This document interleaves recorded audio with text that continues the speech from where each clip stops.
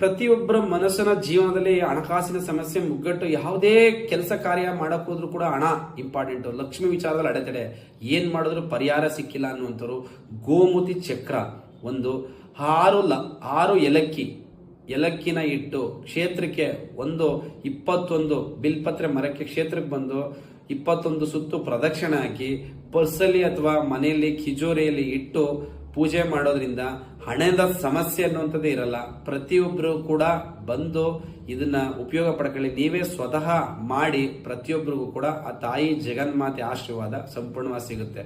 ಆರ್ಥಿಕ ಸಮಸ್ಯೆ, ಉದ್ಯೋಗದಲ್ಲಿ ಪ್ರಗತಿ ಕಾಣ್ತಿಲ್ಲ, ಎಷ್ಟೇ ಹೋದ್ರೂ ಕೂಡ ವಿದ್ಯಾಭ್ಯಾಸ ಮಾಡಿದ್ರು ಕೂಡ ಕೆಲಸಗಳು ಸಿಗ್ತಿಲ್ಲ ಅನ್ನುವಂಥವ್ರಿಗೆ ಬೆಲ್ಲದ ಆರತಿ ಅಥವಾ ನಿಂಬೆಹಣ್ಣು ಆರತಿ ಹಚ್ಚೋದ್ರಿಂದ 3 ಮಂಗಳವಾರ ಅಥವಾ 9 ಮಂಗಳವಾರ ಕ್ಷೇತ್ರಕ್ಕೆ ಬಂದು ಬೆಲ್ಲದಾರತಿ ಅಥವಾ ನಿಂಬೆಹಣ್ಣಾರತಿ ಮಾಡೋದ್ರಿಂದ ನಿಮ್ಮ ಸಮಸ್ಯೆ, ಕೆಲಸ ಎಷ್ಟೇ ವರ್ಷದಿಂದ ಕೆಲಸ ಆಗ್ತಿಲ್ಲ ಅನ್ನುವಂಥದ್ದು ಪರಿಹಾರ ಸಿಗುತ್ತೆ.